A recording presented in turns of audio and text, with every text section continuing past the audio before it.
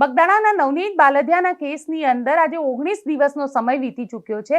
SIT આ આખા મામલાનું investigation કરી રહી છે। આજે 2 પોલીસ ઇન્સ્પેક્ટર પીઆઈ ડાંગર અને પીઆઈ પટેલને પણ પૂછપરછ માટે બોલાવ્યા હતા। તેમની સાથે શું પૂછપરછ કરવામાં આવી, આ એક્સક્લુઝિવ માહિતી તમને નિર્ભય ન્યૂઝ ઉપર સાંભળવા મળશે કે તેમને કયા સવાલો પૂછવામાં આવ્યા, કેમ તેમને બોલાવવામાં આવ્યા હતા અને સાથે સાથે હવે કોળી સમાજનો આક્રોશ જે છે એ ખૂબ વધી ગયો છે। 3 દિવસનું અલ્ટિમેટમ સરકારને આપી દીધું છે અને કહી દીધું છે કે 3 દિવસનો સમય આપીએ છીએ, નહીતર આખા મામલાની અસર જે છે તે સ્થાનિક સ્વરાજની ચૂંટણી અને 2027 વિધાનસભાની ચૂંટણીઓમાં ચોક્કસથી જોવા મળશે। તેની સાથે વાત કરીશું ગોપાલ ઇટાલિયા ઉપર ફેંકવામાં આવેલા જૂતાની, કારણ કે જૂનાગઢમાં ગોપાલ ઇટાલિયા ઉપર જૂતું ફેંકવામાં આવ્યું, આરોપ લાગ્યો ભારતીય જનતા પાર્ટી પર અને જે વ્યક્તિએ આ જૂતું ફેંક્યું હતું તે વ્યક્તિ પણ હવે સામે આવ્યો, તેનો પણ વિડીયો સોશિયલ મીડિયા ઉપર વાયરલ થયો છે। તેની પણ ચર્ચા કરીશું કે કેમ ગોપાલ ઇટાલિયા ઉપર જ જૂતું ફેંકાય છે વારે વારે, અને સાથે સાથે ચર્ચા કરીશું 40 દિવસમાં મળતા ન્યાયની, કારણ કે આટકોટની નિર્ભયાને 40 દિવસની અંદર ન્યાય મળ્યો છે। તેના જે આરોપી છે રેપકાંડના, તેને 40 દિવસની અંદર સજા સંભળાવવામાં આવી છે, સાથે પરિવારને 7 લાખ રૂપિયાની સહાયતા પણ કરવામાં આવી છે। એટલે આખા મામલામાં જો સરકારની ઈચ્છા હોય તો આરોપીને 40 દિવસની અંદર સજા પણ થઈ શકે છે, તેની પણ ચર્ચા કરીશું। એટલે નમસ્કાર, હું છું ગોપી ઘાંગર અને આપ જોઈ રહ્યા છો નિર્ભય ન્યૂઝ।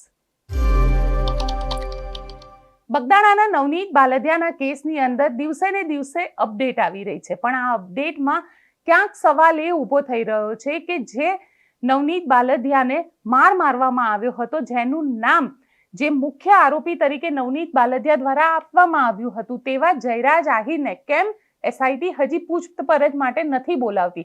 અહીંયા સવાલ એ ઊભો થઈ રહ્યો છે, કારણ કે આખા કેસની અંદર જો વાત કરવામાં આવે તો નવનીત બાલદિયાને માર જે છે એ 29મી ડિસેમ્બરે મોડી રાત્રે મારવામાં આવ્યો હતો, એટલે 30 ડિસેમ્બરની વહેલી સવારે મારવામાં આવ્યો હતો। ત્યારબાદ તેને હોસ્પિટલાઇઝ કરવામાં આવ્યા। 1 તારીખે હીરા સોલંકી ત્યાં આગળ પહોંચ્યા હતા અને હીરા સોલંકીના પહોંચ્યા બાદ 1 જ કલાકમાં પીઆઈ ડાંગરની ટ્રાન્સફર કરી દેવામાં આવી હતી, તેમને લીવ રિઝર્વ રાખવામાં આવ્યા હતા અને ત્યારબાદ આખા મામલાની અંદર ઇન્વેસ્ટિગેશનની શરૂઆત થઈ। 8 આરોપીઓની ધરપકડ કરવામાં આવી, તેમનું રિકન્સ્ટ્રક્શન કરવામાં આવ્યું, તેમને એક જગ્યાએ લઈ જવામાં આવ્યા જે જગ્યાએ નવનીત બાલદિયાને મારવામાં આવ્યો હતો।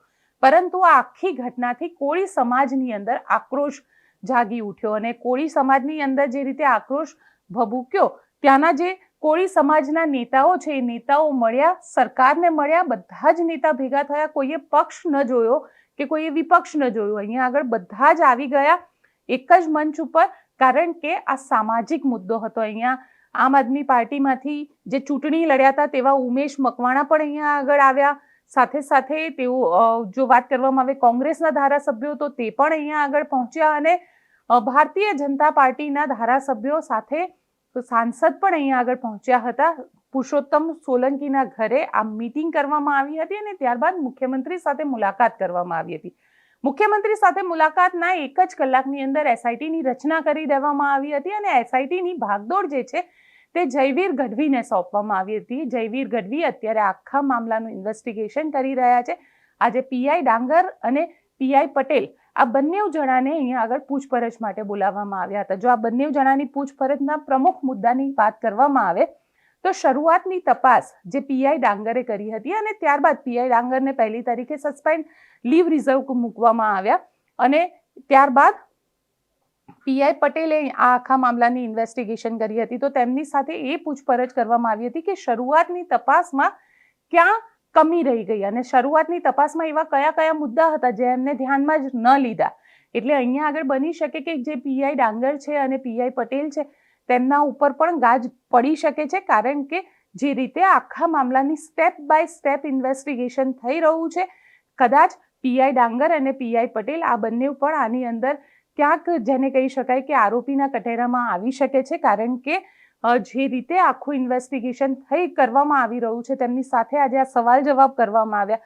જે સવાલ પૂછવામાં આવ્યા હતા તેની અંદર શરૂઆતની તપાસની અંદર ક્યાં ખામી રહી ગઈ હતી, કયા કારણે ખામી રહી ગઈ હતી, જો આરોપીઓનું નામ લેવામાં આવતું હતું તો કેમ આરોપીઓનું નામ નાખવામાં ન આવ્યું, અને સાથે સાથે જે નવનીત બાલદિયાની સાથેનો એક ઓડિયો જે પીઆઈ ડાંગરનો વાયરલ થયો હતો કારણ કે જ્યારે પીઆઈ ડાંગર તેમનું સ્ટેટમેન્ટ લેવા જાય છે ત્યારે નવનીત બાલદિયાનો જે ફોન હોય છે તે ફોન રેકોર્ડિંગ મોડ ઉપર હોય છે અને બંને વચ્ચેનો જે સંવાદ છે તે સંવાદ અહીંયા રેકોર્ડ થઈ જાય છે. વારે વારે એ જયરાજ આહીરનું નામ લઈ રહ્યા છે નવનીત બાલદિયા, તો પછી પીઆઈ ડાંગર જે છે તે કેમ અહીંયા આગળ તેમનું નામ નથી નાખી રહ્યા અને અજાણ્યા વ્યક્તિઓની વિરુદ્ધમાં એફઆઈઆર કેમ કરવામાં આવી? જો પોતે ફરિયાદી નામ આપી રહ્યા છે તો પછી એ ફરિયાદી એ લોકોને કેમ અહીંયા આગળ નામ ન નાખવામાં આવ્યું? સાથે જ હવે આ આખા ઘટનાની અંદર એવું કહેવાય રહ્યું છે, જે અમારા સૂત્ર એસઆઈટીના જે સૂત્ર છે તેમની પાસેથી જે માહિતી મળી રહી છે તેના પ્રમાણે અત્યાર સુધીમાં આજે પણ એક નવા આરોપીની ધરપકડ કરવામાં આવી છે. એટલે જે 8 આરોપી પહેલા પકડાયા હતા ત્યારબાદ અન્ય બીજા 2 આરોપીઓની ધરપકડ કરવામાં આવી, એટલે ટોટલ 10 આરોપીઓની ધરપકડ કરવામાં આવી છે. પણ હજી 2 થી 3 આરોપીઓની ધરપકડ આ કેસની અંદર થઈ શકે છે અને એ જે 2 થી 3 આરોપીઓની ધરપકડ છે તે પણ એવું કહેવાય રહ્યું છે કે આવનારા 1 કે 2 દિવસની અંદર થઈ જશે. અને જે તથ્યો અત્યાર સુધી સામે આવી રહ્યા છે આખા કેસની અંદર, કારણ કે એસઆઈટી ઇન્વેસ્ટિગેશન કરી રહી છે, કોઈએ કીધું તું કે કહેતી હતી કે કહેવામાં આવી રહ્યું છે તેના ઉપર આ એસઆઈટીનું ઇન્વેસ્ટિગેશન નથી ચાલી રહ્યું. તથ્યના આધારે આ એસઆઈટીનું ઇન્વેસ્ટિગેશન ચાલી રહ્યું છે, કારણ કે એસઆઈટી જે પણ ઇન્વેસ્ટિગેશન કરશે તે આગળ કોર્ટની અંદર તેમને પ્રૂવ કરવું પડશે. એટલે એક વસ્તુ એ પુરાવા સાથે અહીંયા આગળ કરવામાં આવી રહ્યા છે. જો પુરાવા નથી તો એના સબ એવિડન્સ જેને કહી શકાય, તે સબ એવિડન્સ જો ઘટના સ્થળ ઉપર કોઈ જો ચશ્મદીદ હોય તો તેના એવિડન્સ, તેના સ્ટેટમેન્ટ્સ, આ બધી વસ્તુને અહીંયા આગળ ભેગા કરવામાં આવી રહ્યા છે. સાથે જ જે 8 આરોપીઓની ધરપકડ કરવામાં આવી છે અને જે અન્ય 2 લોકોની ધરપકડ હમણાં કરવામાં આવી, એ બંનેના સ્ટેટમેન્ટ પણ અહીંયા લેવાઈ રહ્યા છે અને તેના આધારે આખા મામલાની પૂછપરછ કરવામાં આવી રહી છે.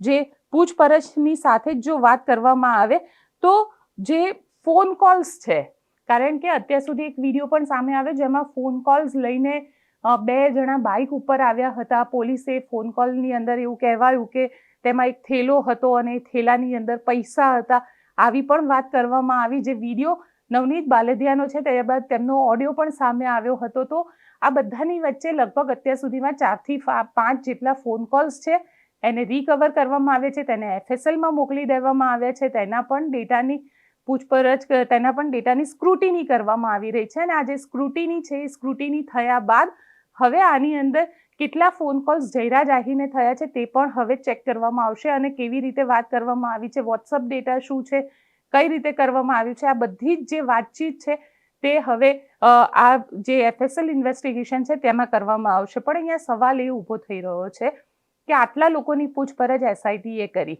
એસઆઈટી હજી પણ એવું એક સૂત્રો કહી રહ્યા છે કે એસઆઈટી હજી પણ 2 થી 3 લોકોની ધરપકડ કરી શકે છે. તો સવાલ એ ઊભો થઈ રહ્યો છે કે નવનીત બાલદિયા જેનું નામ સતત આપી રહ્યા છે તેવા જયરાજ આહીરની હજી સુધી પૂછપરછ કરવામાં કેમ નથી આવી? કારણ કે જ્યારે સામાન્ય જેવી અરજીમાં પણ કોઈનું નામ લખવામાં આવતું હોય છે તો પોલીસ તેને બોલાવીને તેની પૂછપરછ કરતી હોય છે ને પછી આગળની કાર્યવાહી કરતી હોય છે. જો અહીંયા આગળ એફઆઈઆરની અંદર 120 એટલે કે ષડયંત્રની જે કલમ છે તેને પણ નાખવામાં આવી રહી છે, તો પછી જયરાજ આહીરનું નામ કેમ અહીંયા આગળ નથી નાખવામાં આવી રહ્યું? આ સવાલ અહીંયા ઊભો થઈ રહ્યો છે. કોળી સમાજના જે આગેવાનો છે તેમના દ્વારા ઊભો કરવામાં આવી રહ્યો છે અને એટલે જ કોળી સમાજની અંદર આક્રોશ જે છે એ ભભૂકી રહ્યો છે અને કોળી સમાજે હવે 3 દિવસનું સરકારને અલ્ટિમેટમ આપી દીધું છે. કોળી સમાજના લોકો આજે મહુવા પહોંચ્યા હતા. મહુવા ત્યાં તેમને 3 દિવસનું અલ્ટિમેટમ આપી દેતા શું કહ્યું તે પણ સાંભળી લઈએ અને ત્યાં આગળ આવેદનપત્ર આપ્યું છે. તે આખો ઘટનાક્રમ આપણે જોઈ લઈએ.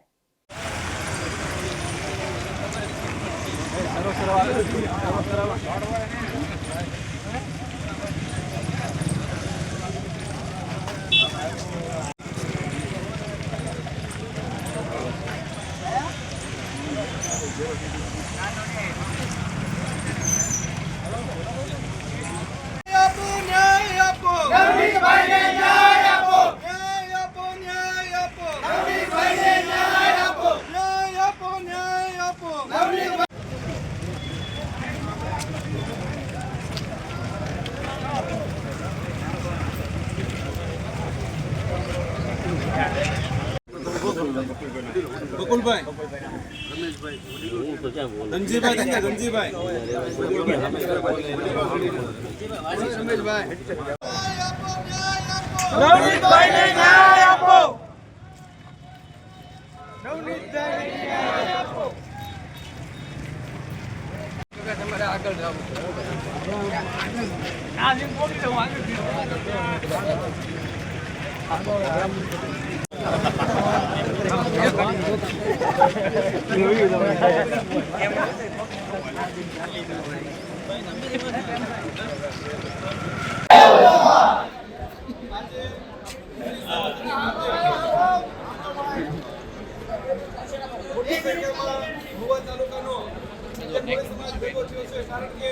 નવનીતભાઈની આજે જે બનાવ બન્યો છે એને 18 દિવસ થયા છે.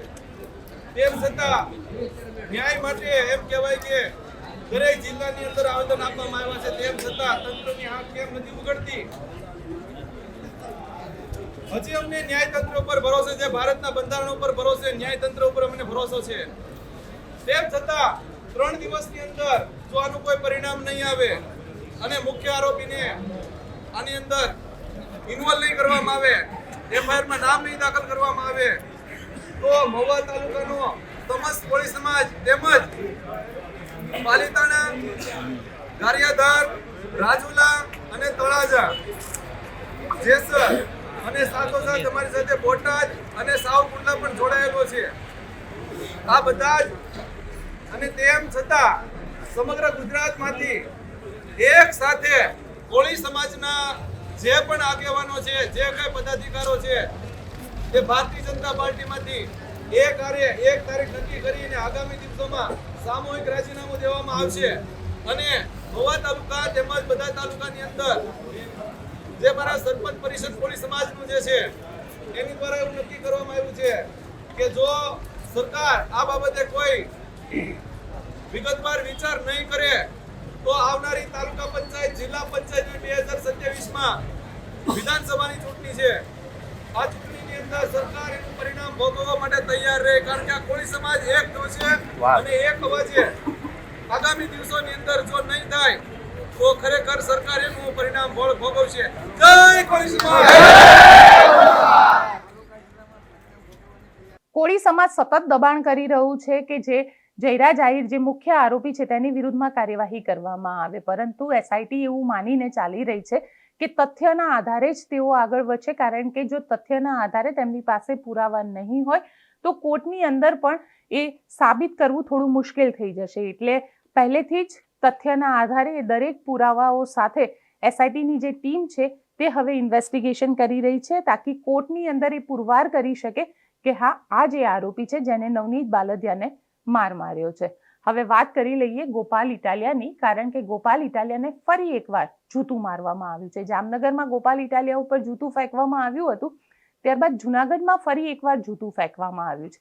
અને જે વ્યક્તિએ જૂતું ફેંક્યું છે એ વ્યક્તિ એવું કહી રહ્યું છે કે દારૂના નશાની અંદર તેને કહેવામાં આવ્યું હતું, જે વ્યક્તિનું નામ આપી રહ્યા છે તે ભારતીય જનતા પાર્ટીના નેતા છે તેવું પણ કહેવામાં આવી રહ્યું છે. અને સવાલ અહીંયા એ ઊભો થઈ રહ્યો છે કે કેમ વારે વારે ગોપાલ ઇટાલિયા ઉપર જ જૂતું ફેંકવામાં આવી રહ્યું છે?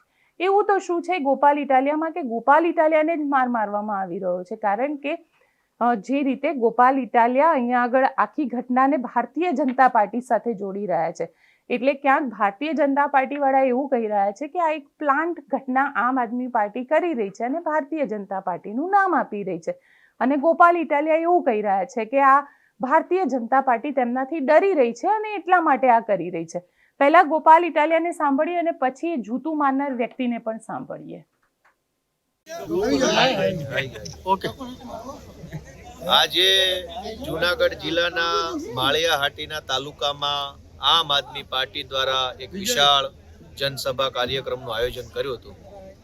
માળિયાહાટીના તાલુકાના પીઢ આગેવાન સમાજના તમામ વર્ગોને હંમેશા માટે ઉપયોગી બની અને જેમણે લાંબા સમય સુધી જાહેર જીવનની અંદર સેવા કરી છે એવા બચુબાપુ સિસોદિયા અને એમની સાથે માળિયા તાલુકાના અલગ અલગ ગામના અલગ અલગ જ્ઞાતિના ખૂબ મોટી સંખ્યામાં આગેવાનો આજે આમ આદમી પાર્ટીમાં જોડાયા છે.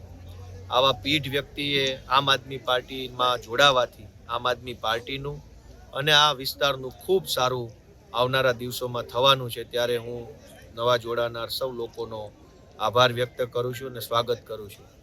માળિયા વિસ્તારની અંદર અને આ આખા જિલ્લાની અંદર ખૂબ મોટા પ્રમાણમાં ખેતી સાથે સંકળાયેલા લોકો રહે છે, જેમાં ખેડૂત પણ છે, ખેતી મજૂરી કરતા લોકો પણ છે અને ખેતી સાથે સંકળાયેલ ધંધો વેપાર કરતા લોકો પણ છે. આમ ખેતી સાથે સંકળાયેલ વિશાળ વિસ્તાર હોવા છતાંય આ પંથકની અંદર આજ દિન સુધીમાં ખેડૂતોને ફાયદો થાય, ખેતી મજૂરી કરતા લોકોનું જીવન ધોરણ ઊંચું આવે એવો કોઈ પ્રયત્ન સરકાર દ્વારા થયો નથી. ત્યારે સમાજના તમામ વર્ગોએ બચુબાપુના નેતૃત્વમાં આમ આદમી પાર્ટી સાથે જોડાવાનો જે નિર્ણય કર્યો છે એ ઉત્તમ છે. મને પૂરો વિશ્વાસ છે કે આવનારા દિવસોમાં, આવનારી ચૂંટણીમાં ખૂબ મોટા પાયે પરિવર્તન આ માળિયા તાલુકામાં જોવા મળશે. ગોંડુરી રામજીભાઈ ભકાભાઈ, એનો છોકરો મિત ને બીજા એક ભાઈ હતા, એનું નામ છે ભરતભાઈ, ને એક બીજા વ્યક્તિ હતા. એ કે હું સાહેબ છે ને મિનિસ્ટર છે, એ કે તમારે આ કે કામ કરવાનું છે ભાઈ, કે તમારે કે એને જૂતું મારવાનું છે, કે આવું કામ કરવાનું છે, તમને પૈસા મળશે આ રીતના, પચ્ચા મળે પણ એ કે હું તમને અડધા કરાવી દઈએ એમ કંઈક કહેતા હતા. એ રીતના મને આ રીતના ઓફર ફેંકીને મને કરાવ્યું. આગળ પૂરા નામ બોલ બધાને. ને મિત નામ છે, ખંડુરીનો મિત કરીને છે, રામજીભાઈનો છોકરો પક્કાભાઈનો મિત, ને એક બીજા બાપભાઈ રાજુભાઈ કરીને 4 વ્હીલ વાળા ભાઈ, ને એક બીજા ભાઈ હતા, એને મારું નામ પોલીસમાં કોણ હતો? ને એક કોક ભાઈ હતો ડ્રાઈવર કરીને, એ કે હું પોલીસમાં છે ને આમ છે ને તેમ છે, એ કે તમે કંઈ વાળ વાંકો ના થવા દો, કે તમે કે આ વસ્તુ કરજો, એ કે જરૂર. ને મને માણાવદર ખાસ ગાડી તેડવા આવી હતી 4 વ્હીલ. હું પ્રોગ્રામ કરું છું, વગાડવાનું કરું છું. માણાવદર વગાડવા વહી ગયો તો મને ત્યાંથી તેડી ગયા ને જબરજસ્તી દારૂ ખાઈને આવું બગાડવાનું કરે કે આ બગાડવાનું કરે કોકને? એ રીતના મને લઈ ગયા હતા. આ રીતના માળિયા મને રાતે પોલીસ સ્ટેશને લઈ ગયા હતા. એ લોકો મને તેડવા માળિયા ગોપાલભાઈ માથે મેં ચંપલનો ઘા કર્યો જૂતાનો. એ બધી મને કરાવનારા આ બધા નામ દીધા એ પોતે છે, મિતભાઈ તે કરીને. પીધો તો કેટલો? તને પાયો તો કેટલો? મને ઓલું અડધું ચપલું દીધું હતું. મને કે આ પી જાવ કે, ને પછી કે હાલો તમે કે ધરાડ બેહાડી દીધો મને પીવડાવીને, ને આ રીતના મને કામ કરાવ્યું. એને શબીર મીર જે વ્યક્તિએ ગોપાલ ઇટાલિયાને જૂતું માર્યું હતું, એ તો સ્પષ્ટપણે કહી રહ્યા છે કે તે દારૂના નશામાં હતો અને પછી તેમને જૂતું મારવા માટે ગયા, પરંતુ જૂતું વાગ્યું નહીં અને પછી શું થયું એ ઘટનાક્રમ બધા જ જાણે છે. પણ અહીંયા સવાલ એ છે કે આખરે આમ આદમી પાર્ટી સાથે જ કેમ આવું થઈ રહ્યું છે? કેમ કોંગ્રેસ પાર્ટીમાં આવું નથી થઈ રહ્યું કે ભારતીય જનતા પાર્ટીમાં નથી થઈ રહ્યું? નારાજગી તો દરેક પાર્ટીની વિરુદ્ધમાં છે. ભારતીય જનતા પાર્ટી 30 વર્ષથી શાસનમાં છે, તો તેની વિરુદ્ધ પણ ખેડૂતો અને અન્ય લોકો નારાજ છે. કોંગ્રેસ જે છે, કોંગ્રેસને લઈને પણ લોકોની અંદર નારાજગી છે કે કોંગ્રેસ કંઈ કરી નથી રહી. આમ આદમી પાર્ટી જે છે તેને લઈને પણ લોકોની અંદર ક્યાંક નારાજગી છે. એટલે જ આ શબીર મીર જેવા લોકો જે છે તે આગળ આવી રહ્યા છે અને જૂતું મારી રહ્યા છે. અંતે તો છેલ્લે થઈ રહ્યું છે આખા મામલે રાજકારણ. હવે વાત કરી લઈએ 40 દિવસમાં મળતા ન્યાયની. આમ તો એવું કહી શકાય કે હર્ષભાઈ 40 દિવસની અંદર તમે આટકોટની જે બલાત્કાર પીડિતા છે તેને ન્યાય અપાવ્યો. ખૂબ સારી વાત છે, ખૂબ સાચી વાત છે અને થવું જ જોઈએ. પણ આવું દરેક કેસની અંદર થવું જોઈએ એ આશા એટલા માટે રાખી રહ્યા છે કારણ કે જો આવું દરેક કેસની અંદર ન થાય તો બલાત્કારના કેસની અંદર ન્યાય માટેની આશા જે હોય છે તે મરી જતી હોય છે. અને એટલા જ માટે આજે જ્યારે આ આખા ઘટનાક્રમની અંદર 40 દિવસમાં જ્યારે ન્યાય મળી ગયો એ બાળકીના પરિવારને 7 લાખ રૂપિયાની કોર્ટે રકમ સહાય કરવાની ઘોષણા કરવામાં આવી, ત્યારે સવાલ અહીંયા મને એ ઊભો થયો કે આવી કેટલી બધી બાળકીઓ છે કે જેમને ન્યાય હજી સુધી નથી મળ્યો. આશા રાખીએ હર્ષભાઈ કે આ બાળકીઓને પણ જલ્દી ન્યાય મળે. હર્ષભાઈને સાંભળી લઈએ હર્ષભાઈ અહીંયા શું બોલ્યા હતા. રાજકોટના આટકોટમાં 6 વર્ષની દીકરી જોડે દુષ્કર્મનો ઘટના બને છે અને ગુનેગાર જ્યારે પોલીસથી ભાગવા અને હુમલો કરવાની કોશિશ કરે તો પોલીસ દ્વારા એની ઉપર પગ પર ફાયરિંગ કરવામાં આવે અને માત્ર 40 દિવસની અંદર આ દુષ્કર્મ આચરવા વાળા આ ગુનેગારને ફાંસીની સજા અપાવીને અહીંયા આવ્યો છું. રાજકોટના આટકોટમાં 6 વર્ષની દીકરી જોડે દુષ્કર્મનું ઘટના બને છે અને ગુનેગાર જ્યારે પોલીસથી ભાગવા અને હુમલો કરવાની કોશિશ કરે તો પોલીસ દ્વારા એની ઉપર પગ પર ફાયરિંગ કરવામાં આવે અને માત્ર 40 દિવસની અંદર આ દુષ્કર્મ આચરવા વાળા આ ગુનેગારને ફાંસીની સજા અપાવીને અહીંયા આવ્યો છું. ગુજરાતમાં ના માત્ર બલાત્કારના કેસમાં પણ જો દરેક વિષયની અંદર આવી જ રીતે ન્યાય મળે તો લોકોનો ન્યાય માટેનો જે વિશ્વાસ છે ચોક્કસથી ડબલ થઈ જશે. અમે તો આશા એટલી જ રાખીએ કે બલાત્કારના કેસને બધા જ કેસની અંદર આટલું જ ઝડપથી ન્યાય મળે. આજના રિપોર્ટને લઈને આપનું શું માનવું છે મને કોમેન્ટ કરીને ચોક્કસથી જણાવજો અને અમારી ચેનલ નિર્ભય ન્યૂઝને લાઇક, શેર અને સબસ્ક્રાઇબ કરવાનું ભૂલશો નહીં. આભાર.